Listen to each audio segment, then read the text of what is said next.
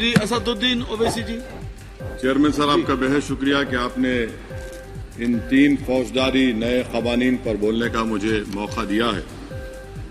Sir, मैं शुरुआत में इस शेर से आगाज करता हूं अपनी बात का कि हमको शाहों की अदालत से तवक्को तो नहीं, आप कहते हैं तो जंजीर हिला देते हैं। सर, ये 3 फौजदारी के कवानीन खुद मुजरिमाना है। ये जुर्म की रोकथाम से ज्यादा हुकूमतों के जराइम को कानूनी शक्ल देने के लिए बनाए जा रहे हैं। अब तरफे तमाशा यह है सर कि पिछले सेशन में मोदी हुकूमत ने जन विश्वास बिल 2023 को, जिसमें 183 प्रोविजंस और 43 कवानीन थे इम्प्रिजनमेंट के, उसको निकालकर फाइन में तब्दील कर दिया। उसमें ड्रग्स एंड कॉस्मेटिक्स एक्ट को भी तरमीम की गई और सजा के बजाय सबस्टैंडर्ड ड्रग्स के लिए आपने फाइन ला लिया। तो मैं ये बोलना चाहूंगा सर कि सबस्टैंडर्ड ड्रग्स के मैन्युफैक्चर के लिए आपने जेल के बजाय फाइन उसमें तब्दील कर दिया तरमीम करके।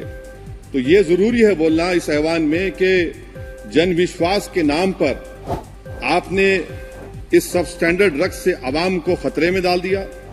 अब आप डीक्रिमिनलाइजेशन की बात करते हैं, जहां पर कंपनीज को सजा देना था वहां पर आपने नहीं किया, फाइन में तब्दील कर दिया। और जो कवानीन नॉन वायलेंट क्राइम्स हैं, सेडेशन, डेफेमेशन, उसको आपने इस नए क्रिमिनल लॉ में ला लिया। तो सर, ये बात साफ हो गई कि जन के लिए अविश्वास, धंधे के लिए विश्वास, ये इस हुकूमत का नया मंत्रा है।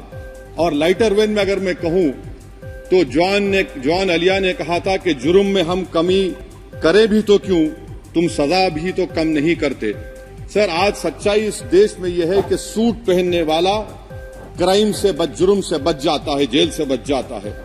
एक खाकी पहनने वाला किसी को करीब से गोली मार सकता है, हथकड़ी पहने हुए मुजरिम को, उसको कुछ नहीं, जवाबदेही नहीं है।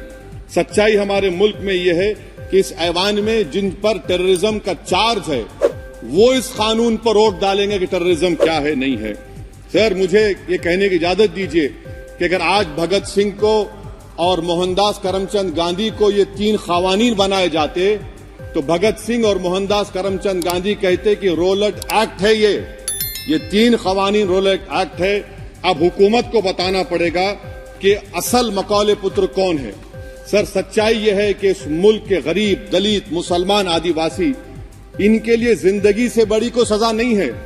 और क्या जुर्म है पता ही नहीं इनको। सर, अगर हमको रिफॉर्म करना था, इस्लाह करना था, तो हमको उन प्रोविजंस को निकालना था जो हुकूमत और पुलिस को मनमानी करने की इजाजत देती है। हमको वो प्रोविजंस को निकालना था कि जो मंत्रियों को और पुलिस को ये मौका मिल जाता है लोगों को सालों जेल में रखने का, उन पर कोई जुर्म पर साबित नहीं होता। हमको ये करना चाहिए था कि जो प्रोसिक्यूटर होता है वो फैब्रिकेटेड एविडेंस डालकर ताकतवरों को अपनी ताकत की बुनियाद पर उनको छूट दे देता है। हमने वो काम नहीं किया। आज हमारे वतन अजीज भारत में सबसे ज्यादा अंडर ट्रायल अगर कोई है जेलों में तो मुसलमान, दलित, आदिवासी हैं। सर, इनका कन्विक्शन रेट देख लीजिए आप। एनसीआरबी का डेटा है 2017 से 21 का, 20% अंडर ट्रायल मुसलमान है, 16% कन्विक्शन है और मुसलमानों की आबादी 14.2% है। प्रिवेंटिव डिटेंशन ले लीजिए, जिसको इस्तेमाल किया जाता है जुडिशियल प्रोसेस को सबवर्ट करने के लिए और फेयर ट्रायल को सबवर्ट करने के लिए। आज भारत की जेलों में 30% डेटेन्यूज मुसलमान हैं। उत्तर प्रदेश में 2017 में 33% मुसलमान डेटेन्यूज थे।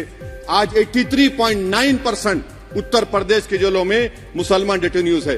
सर, एक और मिसाल दे रहा हूं, CSDS की रिपोर्ट है, थिंक टैंक है बहुत बड़ा, जो कहता है कि they have found substantial prejudice against Muslim police force. Bihar, Maharashtra, Uttarakhand, Jharkhand, 2/3 of the surveyed police personnel believe that Muslims were more inclined to violence than members of the communities. ये empirical evidence है। इसी रिपोर्ट में कहा गया कि 35% जिन पुलिस के अहदेदारों का सर्वे किया गया उन्होंने मॉब वायलेंस को नेचुरल करार दिया, खास तौर से उन केसों में जहां पर काउ स्लॉटर होता है। CJPAP का इन्वेस्टिगेशन रिपोर्ट है सर कि कोविड-19 के दौरान जिन लोगों 25% मुसलमानों को अरेस्ट किया गया था। ये बायसनेस नहीं है तो क्या है? मध्य प्रदेश में मुसलमान 7% के करीब हैं और 21% मुसलमानों का नाम सर एफआईआर में डाल दिया गया था। सर प्रोजेक्ट 39 ने नेशनल लॉ यूनिवर्सिटी ने उन लोगों का सर्वे किया जिन पर सजाए मौत दी गई। हैरत अंगेज बात यह है कि सर 76% बैकवर्ड क्लास, दलित और रिलीजियस माइनॉरिटी से ताल्लुक था। कितने दलित और एसटीज डेथ रो पर हैं सर? महाराष्ट्र में 50%। कितने मध्य प्रदेश में है सजाए मौत के? 36% दलित और आदिवासी। कर्नाटका में 36%, बिहार में 31%, झारखंड में 30%, गुजरात में 19 लोग जो सजाए मौत के इंतजार में हैं, 15 मुसलमान हैं। केरल में 60% जो सजाए मौत के मुलजिम है रिलीजियस माइनॉरिटीज है। सर आखिर इस देश में कब तक ये चलता रहेगा कि अनस्पोकन रिजर्वेशन उन लोगों के लिए उनके पास पूरा पॉलिटिकल पावर है और एक अनस्पोकन रिजर्वेशन है दलित, मुसलमान, आदिवासियों के, इनको जेल में रहना पड़ता है? कि आखिर ये कैसे मुमकिन है सर कि आलाजाद के जो अक्सरियती तबके के लोग हैं उनके पास सियासी ताकत है, माशी ताकत है, सोशल ताकत है और मुसलमान और दलित आदिवासी जेलों में पड़े रहते हैं? अरे अगर आप 3 कानून लाकर इस्लाह कर रहे हैं तो कौन सा इस्लाह है? आप तो ताकतवरों का रिफॉर्म कर रहे हैं, गरीबों को इससे क्या फायदा हो रहा है? तो जैसा अंग्रेजी में कहा गया था कि the cure is dangerous than the disease. Sir अब आप आ जाइए BNSS पर, क्लॉज 187 डिटेंशन का पीरियड देख लीजिए सर 187(3) में, यानी 15 दिन से ज्यादा आपको मुश्किल है प्रेजेंटली। अब आपने प्रोविजन दे दिया कि 90 दिन तक आप कभी भी 5 दिन का, 6 दिन का, 10 दिन का, यानी 90 दिन तक किसी को बेल नहीं मिलेगी। और हैरत अंगेज बात यह है कि यूएपीए के कानून में जिसको जेल में डाला जाता है यूएपीए में, 30 दिन के बाद एक सुपरिटेंडेंट ऑफ पुलिस को कोर्ट में एफिडेविट देना पड़ता है कि क्यों आप पुलिस कस्टडी ले रहे हैं जेल से। आपने वो भी निकाल दिया। यानी जिस किसी को भी आप इस कानून में अरेस्ट करेंगे, यूएपीए से ज्यादा मैं 90 दिन जेल में रहूंगा। और कौन रहेगा जेल में? मुसलमान रहेगा, दलित रहेगा, आदिवासी रहेगा और बेल उसको नहीं मिलेगी। तो ये खुद सुन लीजिए, तो यानी कन्विक्शन नहीं होगा, ना बेल मिलेगी क्योंकि पुलिस कस्टडी है। ये कानून में है सर, आप मुझे करेक्ट कर सकते हैं। अच्छा, DK बासु के गाइडलाइंस को आपने अडॉप्ट नहीं किया। क्लॉज 53(1) आप ये भी नहीं कह रहे कि भाई कौन उसको एग्जामिन करेगा? तो discretion of the medical practitioner. अरे आप ये पुलिस में जब जाते हैं तो पुलिस इतनी खातिर तवाज़ो करती है कि तलवों से लेकर जिस्म तक पूरे निशानात उसके जिस्म पर रहते, और आप कह रहे हैं कि मेडिकल प्रैक्टिशनर डिस्क्रेशन करेगा तो होगा।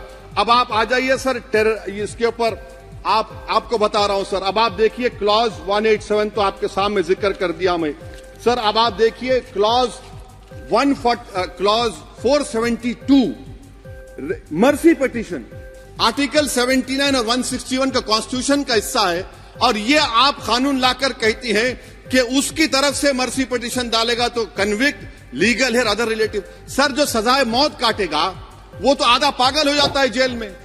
आप थर्ड पार्टीज को मौका नहीं दे रहे। ये कौन सा इंसाफ है बताइए आपका? ये कौन सा इंसाफ है आपका? और फिर सर आप ये बताइए कि थर्ड पार्टीज को बाहर कर रहे हैं। अच्छा, कितना टाइम आप दे रहे हैं? कितना टाइम आप दे रहे हैं कि सुप्रीम कोर्ट के रिजेक्शन और SLP के बाद 30 दिन और गवर्नर के रिजेक्शन के बाद 60 दिन? ये कैसा इंसाफ होगा सर? सुप्रीम कोर्ट ने कहा कि multiple mercy petitions can be filed, आपने उसको बुला दिया। अच्छा सर, अब आप एक और बात देख लीजिए, क्लॉज 479 में ये कहते हैं कि अगर कोई डिटेंशन पीरियड अपना 1/2 ऑफ द क्राइम जो ऑफेंस का पूरा कर लिया तो उसको बेल मिलेगी। आप तो उसको और खतरनाक कर दिए। आप ये कहते हैं, उसमें ये कहते हैं सर, यहां पर आपने कह दिया क्लॉज 187 में, सॉरी सर, ये डिटेंशन मल्टीपल क्लॉज 479 में अगर एक से बढ़ के ज्यादा ऑफेंस होगा या ऑफेंस होगा लाइफ इम्प्रिजनमेंट का या पेंडिंग होगा तो उसको बेल नहीं मिलेगी। अरे हम तमाम तो ऋषिकांत दुबे, आप पर जब केस लगा, आपने कहा आपकी गाड़ी पर हमला हुआ, मैं जानता हूं, आप पर तो एक सेक्शन नहीं लगा, कई सेक्शन आप पर लगा दिए गए, तो फिर मुझे बेल नहीं मिलेगी। ये क्या कर रहे हैं आप? किस लिए कर रहे हैं आप? आप अंदाजा भी लगा रहे भाई, आज आप वहां बैठे, कल आएंगे इंशाल्लाह, फिक्र मत करिए। पावर इटर्नल नहीं होता, ये तो कुदरत का निजाम है कि जो गंदगी करता है तो उनके लिए किसी और को मौका मिलता है, मगर आपको आना पड़ेगा एक दिन। आप ये गंदगी कर रहे हैं। अच्छा सर, ये बताइए कि हमने आप किसको कितना person pending proceeding in more than one offence, और चार्जशीट में कई आते हैं, यानी जब हम पर केस बुक होता है सर तो फूल का गुलदस्ता आता है, हर सेक्शन होता है उसमें, तो मुझे बेल नहीं मिलेगी। तो ये एक बात है सर। फिर आप आ जाइए सर, मैं आपको बताना चाहूंगा सर, यहां पर आपको, सॉरी सर ये इतना बड़ा बिल है। फिर आप टेररिज्म पर सर, बीएनएस का टेररिज्म सर, ये बड़ा ही डेंजरस आपने खतरनाक आपने काम किया है। इससे दहशतगर्दी का मुकाबला नहीं होगा, सिविल लिबर्टीज खतरे में पड़ जाएंगे। और सबसे बड़ी बात तो यह है सर, इसमें आपने नोटिफाई करेंगे किसी को टेररिस्ट, कोर्ट क्यों नहीं करेगा? पुलिस वाला कैसे करेगा मुझे टेररिस्ट नोटिफाई? किसी ऑर्गेनाइजेशन को टेररिस्ट घोषित कर देंगे। तो ये खुद सेपरेशन ऑफ पावर्स का वायलेशन है, जुडिशियल इंडिपेंडेंस का वायलेशन है, और इंदिरा गांधी वर्सेस राजनारायण केस का वायलेशन है। तो ये मोदी सरकार जुडिशरी के पावर्स को छीनकर खुद जज, जूरी, एग्जीक्यूशन बन रही है। किसी शायर ने बड़ा अच्छा कहा था सर, वही कातिल, वही मुखबिर, वही मुंसिफ ठहरे।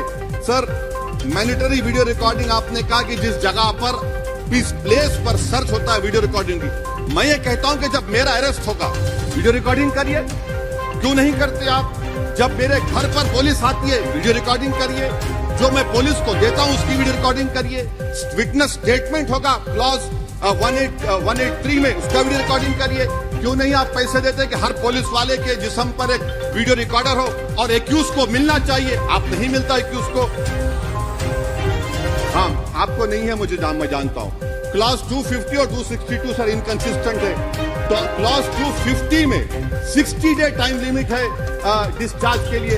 अगर एक्यूज को कागज नहीं मिलता है, हम सब जेल में गए, मैं कई मर्तबा जेल में गया हूं, ससुराल में इतना नहीं गया जितना जेल को जाने का मुझे मौका मिला, चाहे कांग्रेस की तेलुगु देशम सर। क्लॉज 262 है, क्लॉज 262 में डिस्चार्ज एप्लीकेशन है, वो फ्रेमिंग ऑफ चार्जेस के बाद डाल सकते हैं। ये it defeats the purpose. What is the discharge application which is to prevent police from using delay tactics? Discharge always precedes payment of charges. आप मैं उस वक्त तक डिस्चार्ज नहीं डाल सकता जब तक कि वो नहीं होगा। अच्छा, क्लॉज 251 263 देखिए sir, time limit for framing of charges in case of session trials 60 days of first hearing charges, warrant charges should be 90 days। मगर आपने क्या किया? होशियारी देखिए, बर्बाद करने का कहानी। 193(9) डाल दिया आपने, यानी prescribes a 90-day time limit for further investigation. For further investigation, what will happen when supplementary charge sheet are put? Will the accused be acquitted? क्या मुझे छोड़ देंगे आप? क्या कोई time like this is a dead letter? यानी आप तो पूरे का पूरा सिविल राइट्स, लिबर्टीज बोलिए सब छीन ले रहे। अच्छा सर, इसमें आपने लिंचिंग का एक कानून बनाया बीएनएस में, सेक्ट क्लॉज 103 में। अब आप इसमें देखिए सर, लिंचिंग कब हो सकता है? जब आप ये बताएंगे कि ये पर्सनल बिलीफ पर मारा गया, किसी को जेंडर पर मारा गया, कास्ट पर मारा गया। सर आप तो एक्यूज को तो मौका दे रहे छोड़ने के लिए, आप तो एक्यूज को मौका दे रहे। अच्छा, पर्सनल बिलीफ में रिलीजन क्यों नहीं लिखते भैया आप? इन तीनों कानून में रिलीजन इस्तेमाल किया गया, पर्सनल बिलीफ में रिलीजन नहीं आता। अच्छा सर, आप ये भी देख लीजिए कि 190 में अनलॉफुल असेंबली है, 5 और मोर एक्टिंग टुगेदर। फिर ये क्यों कर रहे हैं आप? 5 मिलकर भी मर्डर करेंगे तो एक 103 भी तो आपने कर दिया, तो इनका यानी ये तो इसका अनलॉफुल एक्टिंग टुगेदर है। अच्छा सर, मैं आपको बताना चाहूंगा, आपके ये बीएनएस का 172(2) आप देखिए कि पेटी केसेस में when the occasion is past, इसका मतलब क्या है? व्हेन द ओकेजन होगा क्या सर? अब आप हम चुनाव लड़ते तो जो हमारा जो पार्टी अपोजिंग रहती है वो कहती है कि इनके 25 लोगों को 50 लोगों को गिरफ्तार कर लो, गिरफ्तार कर लेते मेरे बूथ के एजेंट्स को, और बोल रहे व्हेन, उसमें आप लिख रहे क्या है? When the occasion is past, माने पास हो जाएगा पोलिंग के 5 बजे छोड़ देंगे। अरे आप अपना ही हाथ काट रहे हैं अपने आप। याद रखिए आज आप मुस्कुरा रहे हैं, कल यहाँ पर बैठेंगे तो और कर देगा काम आपके ऊपर। अच्छा रेप सर, रेप सिर्फ महिलाओं का होता है, मर्दों का रेप नहीं होता है क्या? आपका प्रोविजन नहीं है क्या? स्टॉकिंग नहीं होती है मर्दों की? अच्छा जस्ट होता है सर, आप हंस रहे हैं, होता है। आपकी हंसी इस बात का इकरार है कि आप जानते हैं किसका हुआ है। तो justice JS Verma sir, justice JS Verma का जेंडर न्यूट्रल बनाइए। अच्छा क्लॉज 69 को, क्लॉज 69 लव जिहाद आ गया। देखिए सर, क्लॉज 6 लव जिहाद आ गया, उसमें बियॉन्ड रीजनेबल डाउट प्रूव ही नहीं कर पाएंगे आप। अब उसमें क्या बताना पड़ेगा? सप्रेसिंग आइडेंटिटी, यानी अगर कोई महिला मोनू मानेसर चोमू चंडीगढ़ से इश्क करती है, बाद में उसको मालूम होता है कि वो मानेसर का नहीं है, चंडीगढ़ का नहीं है, तो क्या क्लॉज 69 एक्शन में आएगा? आप बताइए कि अच्छा अगर कोई ये कहेगा कि मेरा नाम कुछ नाम है, कई कुछ नाम होता है जो कॉमन नाम होता है मुसलमानों में, दीगर मज़ाहिब, तो क्या वो सेक्शन अप्लाई होगा?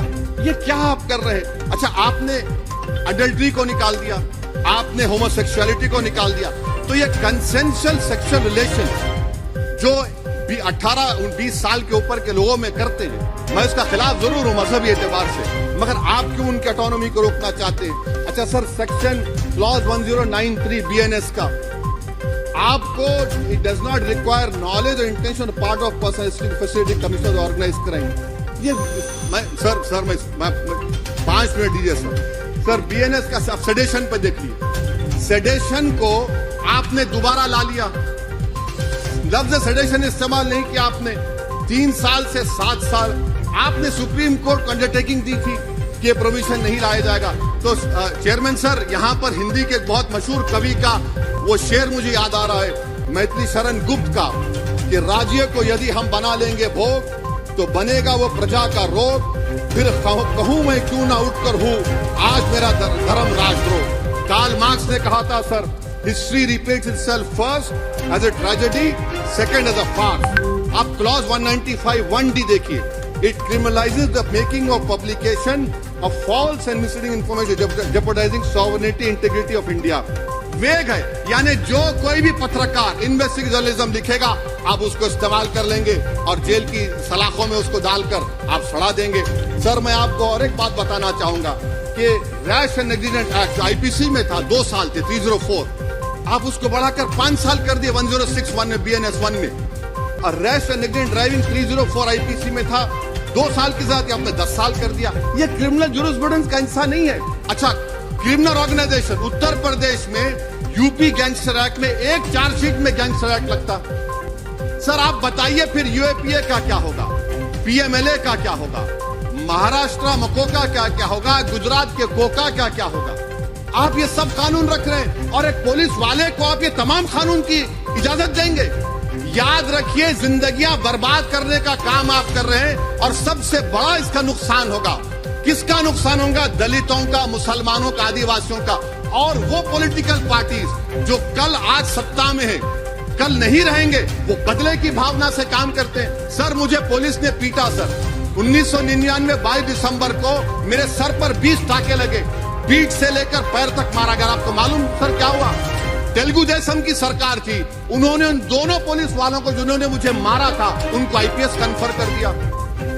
आईपीएस अरे मैं तैयार हूं मरने के लिए, तुम मारोगे क्या? बोलो कहां मारोगे बताओ? अरे तुम कहां मारोगे? तुम्हारी गोलियां खत्म हो जाएंगी, मैं जिंदा रहूंगा। अरे तुम्हारी गोली डरने वाला बैठो तुम, अरे चप्पन देके बैठो तुम। प्लीज आप बैठ जाइए। टेररिज्म का, टेररिज्म का देखिए सर, आप बैठ जाइए प्लीज। यूएपीए का सर मैं खत्म कर, टेररिज्म तुमको रोकिए sir. Okay okay please sit down. हाँ तुम गोली मार सकते, सस्पेंड नहीं कर सकते और कुछ नहीं कर सकते सर। टेररिज्म का डेफिनेशन में आप देखिए, यूएपीए का सेक्शन 16, यूएपीए का सेक्शन 16 क्लॉज 113 में आ गया, यूएपीए का सेक्शन 15 क्लॉज 113 1 में आ गया। देख लेंगे उसको, देख लेंगे। यूएपीए का आपत्तिजनक अंश निकाल दिए जाएंगे। यूएपीए का क्लॉज 18 113 4 में आ गया, यूएपीए का क्लॉज 18 113 3 में आ गया, यूएपीए का क्लॉज 20 113 5 में आ गया, यूएपीए का सेक्शन 19 113 6 में आ गया। अरे भाई साहब फिर क्या बचा? आप यूएपीए से, मकोका से, गुजरात कोका से, पीएमएलए सब ला लिए। तो स्पीकर सर मैं अपनी बात को खत्म करने से पहले मैं उम्मीद कर रहा था कि मैंने वजीर दाखिला का एक स्टेटमेंट सुना था अमित शाह साहब का कि जब गुजरात के होम मिनिस्टर थे तो उन पर जुल्म किया गया, उनको दबाया गया। मगर हम ये समझ रहे थे कि जिस शख्स पर नाइंसाफी हुई है, जो वो क्लेम कर रहे हैं, तो कम से कम वो दूसरों से नाइंसाफी तो नहीं करेंगे। आप क्या कर रहे हैं? अरे ऐसे हजारों लोग हैं जिन पर जुल्म हो रहा है, ना उनके पास दलील है, ना उनके पास वकील है, ना उनके पास आजादी है। तो ये तीन सर मैं आखिर एक लव ये तीनों कवानीन हमारे मुल्क की जमहूरियत के लिए, इन गरीब तबकात के लिए नुकसानदेह साबित होगा। और ये सरकार को मैं चार्ज दे रहा हूं, आप चेक रिपब्लिक में निखिल गुप्ता बैठा है, लेके आओ ना उसको। कुलभूषण यादव पाकिस्तान में बैठा है, लेके आओ ना। कतर में हमारे फौजी बैठे, लेके आओ ना उनको। अरे कहां तुम्हारी देशभक्ति है? अरे निखिल गुप्ता को लाओ, इस कानून में इस्तेमाल करो, मगर वो नहीं बोलेंगे।